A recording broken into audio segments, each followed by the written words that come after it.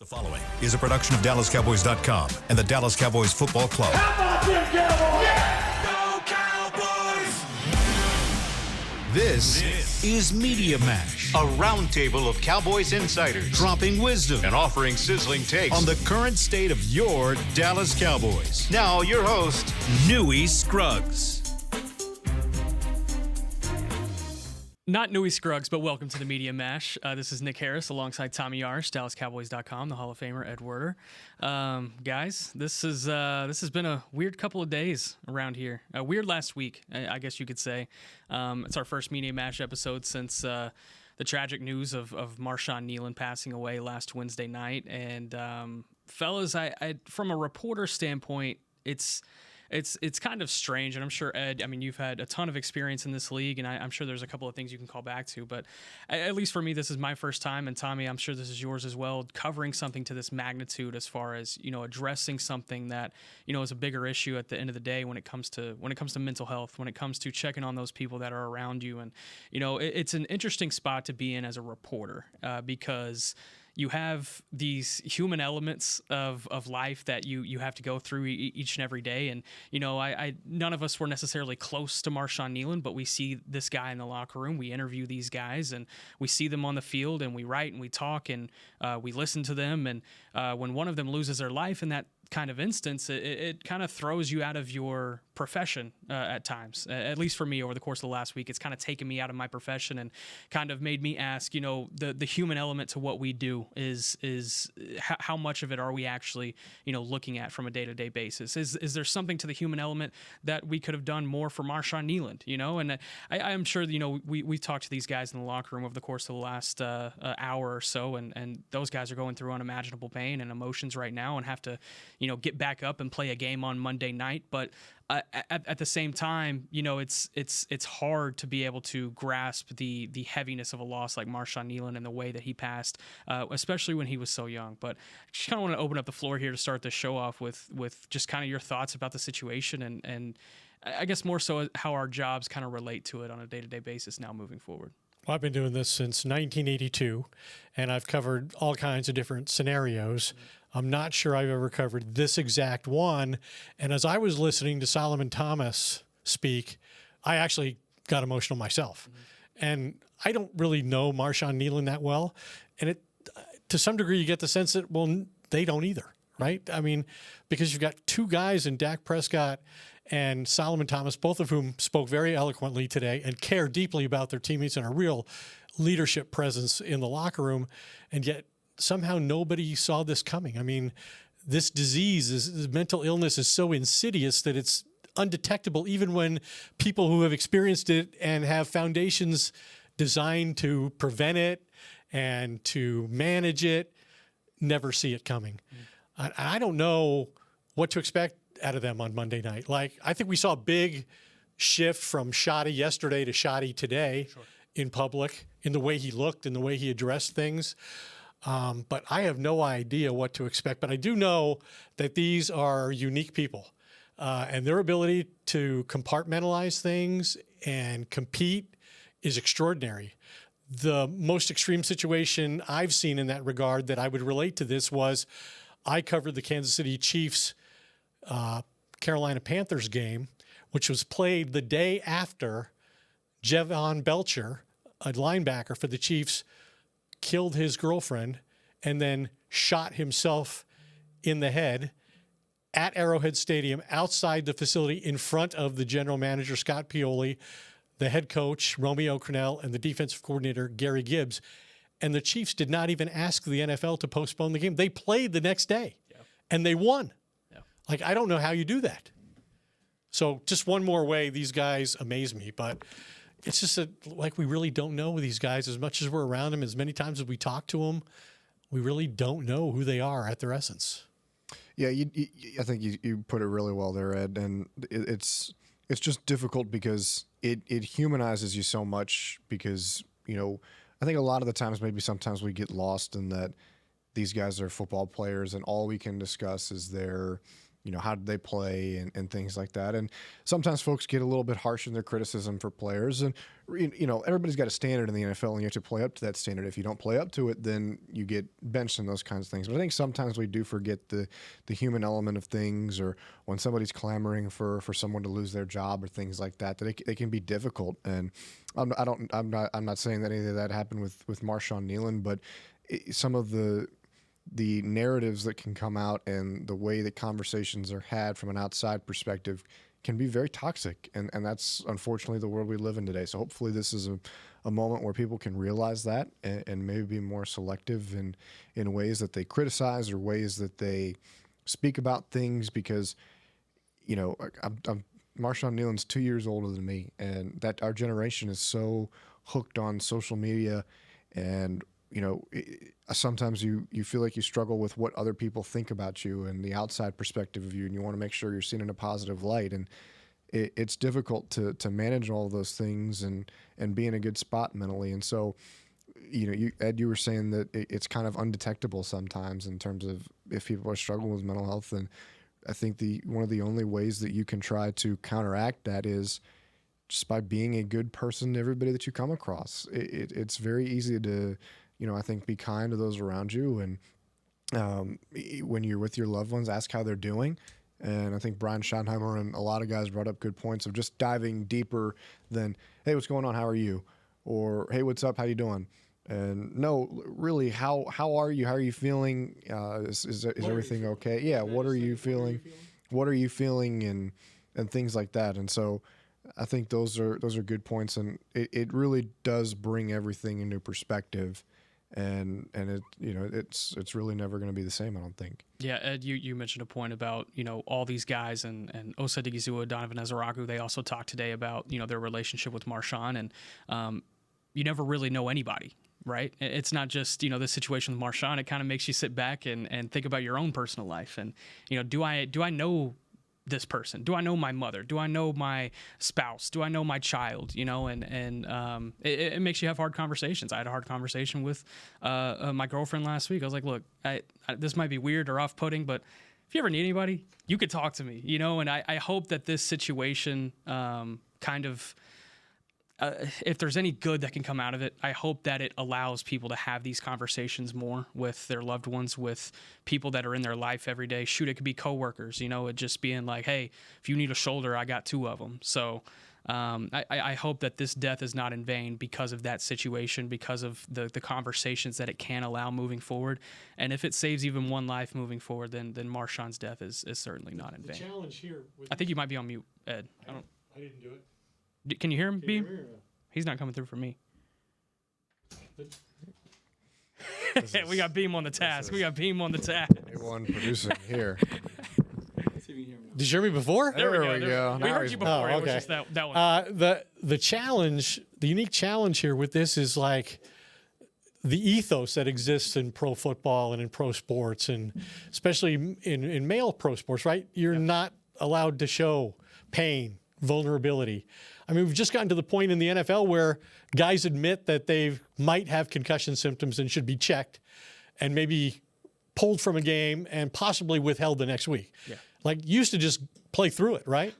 That's progress. And maybe this kind of thing will lead to progress too, because like who could have seen this coming? Yeah. I mean, this is a young player who was totally engaged, was having success. First game of the year, gets his first sack, scores a touchdown the other night. Most guys play their whole careers on defense and never score a touchdown. He scores a touchdown. He's going to have a child. Like, just how could this happen? And nobody see it coming. Yeah, the child part, it's tough to think about that part. That's what gets me most emotional, is that he has someone on the way that is going to carry on his bloodline. But credit to all the Cowboys staff, organization, players. They are all rallying around his girlfriend Catalina and his family up in Grand Rapids, Michigan. And the public can participate in that. The public can participate in that by donating to the Marshawn Nealon Memorial Fund, and making sure that his family is set for life, as Brian Schottenheimer put it yesterday. But yeah, it's there. We cover a dumb little game, and it makes you kind of think about it sometimes when situations like this happen. And this dumb little game, it can be an escape for a lot of people, but don't let it escape to the point to where you're not checking in on the things in life that you really do need to check in on, whether that's people watching as fans, us covering it here every day, or whatever it may be. Just make sure that there are people around you that you make sure you want to have around you for the rest of your life. So be sure to check in on those people. Speaking of this dumb little game, we're going to go to break, and we're going to talk about football coming back out of it. How's that sound, fellas? You're listening to the Media Mash. Hey, Cowboy fans. Keith Davis here, former Cowboys safety. Keith Davis into the end zone. You know what separates champions from the rest? Making the right move at the right moment. With blockchain.com, that's never been easier.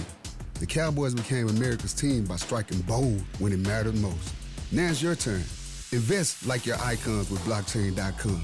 Visit blockchain.com/Cowboys today to get started and learn more. That's blockchain.com/Cowboys. How about them Cowboys? Or how about them Tyson Cowboys Nuggets? As we cheer for the stars on the field, we love that we've also got some stars on our plate, thanks to Tyson brand star-shaped Cowboys Nuggets. That, along with all our other favorite Tyson Foods products, sure make game day special. Score some delicious Tyson Cowboys Nuggets and become a game day star, just like our Cowboys. As you enjoy your stars on and off the plate, remember, tailgates and game day have always been Tyson. Cowboys fans, SeatGeek is the only primary ticketing partner of America's team and here to help you experience all the action this season. SeatGeek makes it easy to find the perfect seats to the perfect game, so you can be part of all the touchdown celebrations and momentum-shifting takeaways this season. Whether you're getting tickets to Cowboys games or to any other live event in DFW, SeatGeek is the place to do it. SeatGeek is the official primary ticketing partner of the Dallas Cowboys. SeatGeek. Look, school is starting and I'm just a kid. And let's be honest, I'm not going to shop for myself. But we can get up to 40% off back-to-school essentials on Uber Eats. Did I mention I need poster board for my science fair, lunch for my field trip, and unlined note cards for my history quiz tomorrow? Or were they lined? Anyway, Uber Eats has all the back-to-school stuff on there. So come on, let's order now on Uber Eats and get up to 40% off. We're cool, right? Cool. Not literally everything. Promotion ends 9/16. It is subject to change or cancellation. Exclusions may apply. Check app for availability. Back to Media Mash. Welcome back to the Media Mash. Tommy Yarsh, Ed Werder, I'm Nick Harris. This team somehow has to gather all of their emotions together and get ready to play a game on Monday night against the Las Vegas Raiders on ESPN. It's going to be a fun one, and man, there are so many storylines in this game. Not only have the Cowboys added 2 additions in Quinnen Williams and Logan Wilson since the last time we talked on this podcast, but DeMarvion Overshone is going to be making his season debut expected. Savone Revel, the 3rd-round rookie corner out of East Carolina, expected to make his NFL debut in this game. Brian Schottenheimer is going up against his former mentor and Pete Carroll. So many things that are fun about this game. Obviously, at the front of the mind is the Marshawn Nealon situation, but talking about the game specifically with Quinnen Williams and Logan Wilson, the Logan Wilson trade did not surprise me last week. The Quinnen Williams one did, especially when you factor in how much that they gave up to go get him. They spent a 1st-round pick, the higher of their 1st-round picks in 2027, a 2nd-round pick in 26, and then Mozzie Smith got thrown in there too. I think with Logan Wilson, the trade got even better when they added Quinnen Williams. But just overall, fellas, your feelings on this trade and how much that you think that they can impact this defense. I think they're going to have a significant impact on the defense. I mean, we could be looking at 5 or 6 new starters or returning starters when you consider Malik Hooker, Donovan Wilson, who have been out, coming back to play safety. I mean, all of a sudden, this defense looks a little different up the middle, right? And that, to me, is the most shocking part of the Quinnen Williams trade. Like, the Cowboys have been fascinated by him for a while. They've had interest in him for a long time, even beyond Jerry calling up when he decided he was going to entertain trades for Micah Parsons, and he called the Jets and asked about Quinnen Williams. But I just can't believe how much most teams in the NFL value peripheral players and edge players and the speed positions, and what the Cowboys have invested in the interior offensive line and the interior defensive line. I mean, their biggest offseason signing was Osa Odigizua, their starting defensive tackle. They get one player back in the Micah Parsons trade, and it's Kenny Clark, a defensive tackle, and they go out and make a big trade, and it's Quinnen Williams, another defensive tackle. They have 3 defensive tackles. They're the only team in football with 3 defensive tackles making $20 million a year. So if they can't stop the run now, I think it's safe to say, Jerry, give up on stopping the run. Yeah, it might go bigger than the team itself. There's something spiritual there. You can get a hex or something. No, but I've said a lot on these shows is that football is a line of scrimmage game, and that's where it's won and lost. And so I see why they're making the investment there. Can you keep 3 guys that are 20 million plus on the interior defensive line? That's a conversation probably for later. I think if they play well, you would certainly want to, right? And naturally, if that is what the solution is to stopping the run, then you could probably expect that's what it's going to happen. But I think with Quinnen Williams especially, he makes Logan Wilson's job so much easier because he takes up so much attention on the interior of those offensive lines. He can draw double teams. He has the most pressures against double teams since 2022 in the NFL. And that makes it easier for Oso Odighizuwa and Kenny Clark and Donovan Ezaraku and Jadeveon Clowney and Logan Wilson, the linebackers, to either be one-on-one or kind of have the gaps opened up right in front of him, because it's going to be a lot easier to fill if he's taking up 2 spots. What I'm interested to see, we've talked so much about 5 down fronts and things like that. And, okay, how much are we actually going to see it? Because you don't want to make a midseason entire defensive schematic change. But on first and second down, is that something we see a lot more of going through the rest of the year because you've got those guys, and try to limit it and make it second and long, third and long, so then you can, maybe pin your ears back and maybe cover somebody too, or drop 8 and hope that somebody is in the right spot. Play double quarters and see if you can make that work. I don't. What would double quarters Cover be 8. called? Yeah, cover 8. Yeah, I think with this Quinnen Williams edition, I'm taking some stats from your Twitter here, Tommy. 24 run stops in the NFL this year. That is tied for first among defensive tackles. 14 run stuffs, which basically qualifies as getting in the way of the gap, tied for first in the NFL. He's done that with a 41% double team rate, and that is kind of what I want to dive into here, is that nobody in the NFL has been double teamed as much as Quinnen Williams has in the defensive interior since 2022. Second on that list is Osa Odighizuwa. And when you have 2 guys that command that much attention in your defensive interior, it's only going to open up things for these edges. Now, these edges, it's Donovan Ezaraku, Jadeveon Clowney, Dante Fowler. This is their chance to really pounce at the quarterback. Not only are their jobs on a spotlight over the course of the next 8 weeks, less about Donovan Ezaraku because he's really shined here in the last few weeks, so is Matt Eberflus. He has his pieces now. He has the Quinnen Williams. Nice. He has the Logan. Nice. 8 weeks into the season. Right. Here you go. Here's your defense. Exactly. And there was a lot of that's a good point, Ed, because there was a lot of I think leeway you could give Eberflus, because you plan to have Micah Parsons on your damn defense, and then you don't have Micah Parsons, and you find out 5 days before the season starts or whatever it is.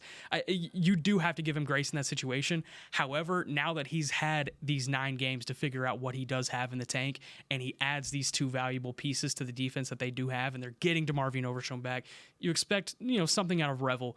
If they are still in the bottom 10 of the NFL the rest of the way, you can't justify keeping them. The problem is like they've already wasted the easy part of their schedule. They have, and that is the tough part.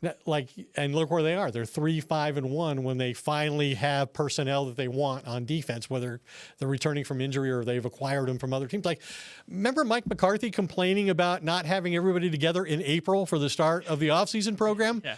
We're in November, and they still are putting things together. Yeah. I guess to somewhat their credit, right, that they were still aggressive and went out and got good players who were going to be here beyond this year. Like, it would have been foolish to just invest in this year. Yeah. They're beyond that point. But they are going to face increasingly difficult competition. I mean, some of the best offensive teams in football are on their schedule after this game, the next 3 opponents, right? They're not late for 2025, Ed. They're early for 2026. But I thought it was interesting. We're talking about fits, and I guess you kind of suggested that if they don't play better on defense, they might have to make another coordinator change. They're 4th in 4 years. But I thought it was interesting that Jerry, the one thing he acknowledged after the Arizona loss that he took responsibility for was underestimating the importance of continuity on the defensive side of the ball with the coaching staff. Yeah. That he should have known better than to expect having 3 coordinators in 3 years, creating success for a defense. So I'd be surprised if he made a change, especially since he's the one who really hired Eberflus to begin with. That is the only justification point, though. Like, let's say that they finish as the 30th ranked defense. Right now they're 31. Let's say that they finish 30th. What's the justification other than, hey, we can't do 4 coordinators in 4 years? That's going to be too much. I don't know if there's any other justification. But wasn't it weird that even today, when Shoddy was asked to assess Ravel, the first thing he says, great press corner. Why are you drafting a press corner when your coordinator doesn't play that? I did think about that, too. I didn't think about that, too. It's a good point, and I wonder how much of it is a one side asking the other to adapt. Not that is the solution by any means, because I don't think you can go to Matt Eberflus. We were talking about 5-man fronts, be like, all right, I know you've been a 4-3 guy for 40 years. Time to switch it up to a 3-4, pal. Let's go. And that's just unfair. But at the same time, you've got Trayvon Diggs, Deron Bland, Savone Revel, who are man corners, and they've been that for most of their careers. And sure, you have to play zone at some point at the cornerback position, without a shadow of a doubt. But when we started the year, and it was, what was the Philly game? It was like all but one snap was in zone. And it's like, they were playing 90% zone until the last 2 or 3 games. That's just not, I don't think that's sustainable. And so then why did you hire that coordinator who coaches that scheme, and he was here for 7 years, so you should have had some sense that that's what he wants to do? That is a great question, Ed. Unfortunately, I can't answer it. But do you think it's more benevolence or stubbornness? Do you think it's benevolence in the sense of like, they didn't put that 2 and 2 together, or stubbornness and being like, this is our guy, this is going to work? Yeah, this is our guy, and we'll fit our person. Our personnel's adaptable enough to play that style of defense, should we choose to do that. And we can probably talk him into playing some more man. I mean, our 2 corners have been pretty prolific playing man coverage and taking the ball away and scoring with it and all of those things. Surely he can incorporate some of that into what he does. Why would he not want that? We're going to take our final break. When we come back, Dak Prescott is knocking on the door of a very, very huge milestone. I mean, we got an extra chair. Got an open chair. Come on, Dak. He's knocking on the door of a very impressive milestone, but he's going to need the offense to figure out what has not gone right over the course of the last 2 weeks. You're listening to the Media Mash on DallasCowboys.com. How about them Cowboys? Or how about them Tyson Cowboys Nuggets? As we cheer for the stars on the field, we love that we've also got some stars on our plate, thanks to Tyson brand star-shaped Cowboys Nuggets. That, along with all our other favorite Tyson Foods products, sure make game day special. Score some delicious Tyson Cowboys Nuggets and become a game day star, just like our Cowboys. As you enjoy your stars on and off the plate, remember, tailgates and game day have always been Tyson. Cowboys fans, when it comes to navigating the ever-changing world of tax, your business needs a partner it can trust to tackle even your biggest tax challenges. Ryan is the largest firm in the world dedicated exclusively to business taxes. Our team of tax professionals has local expertise in all areas of tax and can help you uncover savings opportunities you didn't know you had. Learn more about how Ryan can improve your overall corporate tax performance by visiting Ryan.com. Ryan, the official tax partner of the Dallas Cowboys. Look, school is starting and I'm just a kid. And let's be honest, I'm not going to shop for myself. But we can get up to 40% off back-to-school essentials on Uber Eats. Did I mention I need poster board for my science fair, lunch for my field trip, and unlined note cards for my history quiz tomorrow? Or were they lined? Anyway, Uber Eats has like all the back-to-school stuff on there. So come on, let's order now on Uber Eats and get up to 40% off. We're cool, right? Cool. Not literally everything. Promotion ends 9/16 and is subject to change or cancellation. Exclusions may apply. Check app for availability. Hey, Cowboy fans. Keith Davis here, former Cowboys safety. Keith Davis into the end zone. You know what separates champions from the rest? Making the right move at the right moment. With blockchain.com, that's never been easier. The Cowboys became America's team by striking bold when it mattered most. Now it's your turn. Invest like your icons with blockchain.com. Visit blockchain.com/Cowboys today to get started and learn more. That's blockchain.com/Cowboys. Back to Media Mash. Tostitos team bags are back. You can get the official chip of the Dallas Cowboys at your local store, available for a limited time. Scan the QR code or visit FritoLayExperiences.com for a chance to win epic experiences all season long. Don't bring that over here. I'll eat them. I'll eat them. One lucky Cowboys fan will win an epic game day experience and get to be part of the Cowboys Thanksgiving traditions. You might even play safety, courtesy of Tostitos. Welcome back to the We're Media entering Mash. Ed in that contest. I'm just going to jump in the kettle. Yeah, come on. I just want to see you come out the tunnel with the smoke and all that. Welcome back to the Media Mash. This is Tommy Yarsh, Ed Werder. I am Nick Harris. Ed, you got a favorite Vegas spot? A favorite Vegas spot? Yeah, like a dinner spot or anything. Like, you go to Vegas, I have to go there. The MGM. Not really. Emmett has a place there. He does. Emmett has a new place I don't there. think it's there anymore. Oh, it's not? I was just there in February to see the Eagles at the Sphere, and yeah, I think it has since. Yeah, I'll just take a Capitol Grill anywhere in the world. So I've done Capitol Grill. Okay, you a big Vegas guy? I've never been. Never my been. first time. Oh, so. man. Well, you can't. Make sure you hit 16. Yeah, I was gonna say I can't do anything, so I'm just gonna that's right. find the nearest good restaurant, and there Gordon Ramsay's down there, right? I think that's pretty good. Yeah, I would imagine. I would imagine so. The show makes it seem like. Does he like yell at you when you get your food, or is It's there like an, Dick's Last an Resort. AI holograph of like that comes up to you? Dak Prescott is 447 yards away from becoming the Cowboys' all-time leading passer. It's kind of crazy. Of all the storylines that we have gone through this year, this one's kind of sneaking up on us. And the way he's been on pace, it looks like he could break it against the Eagles here in a couple of weeks. But when you look at the first-team offense over the course of the last two games against the Broncos and against the Cardinals, the first-team offense has averaged 13.5 points per game in those two games. Considering how they played up until that point, that is very uncharacteristic of where this Schottenheimer offense was heading.